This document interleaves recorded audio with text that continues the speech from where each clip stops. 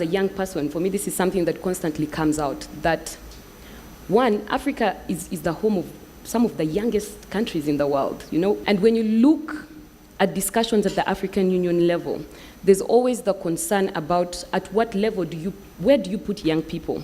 And so even when we're looking at Africa in the 21st century and we're looking at going forward, we need to solve this unemployment crisis. We need to solve this migration crisis. Is it because the people who run Africa are too old?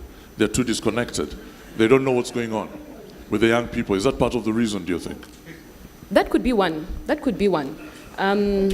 Obviously, if we had more representation, then these conversations come in, you know? The argument then becomes that youth does not necessarily mean that you know what you're supposed to be doing.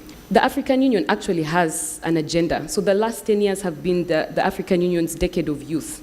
And so they've actually had an agenda and have had a strategic plan on engaging young people.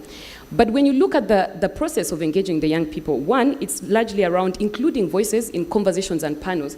But already, as Prof said, the decisions have already been made. So by the time you bring the young people in the room, it's to sign. But you see, the problem is the majority of young people don't have access to this Sheraton. They don't come here.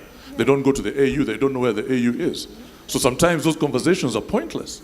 Okay, then let's go where young people are. A good place to find young people is the internet.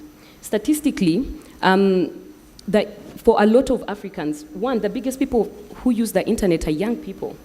And when you look at it, after commerce and entertainment, politics is the next biggest issue that's discussed on the internet, which means young people are extremely interested. But Portland Communications actually just released their latest report on how Africa tweets. And it found that on the 10 countries it has reviewed, politicians are one of the least influencers online. Aside from Rwanda, politicians are the least influencers online, which therefore means that they're not making efforts to engage.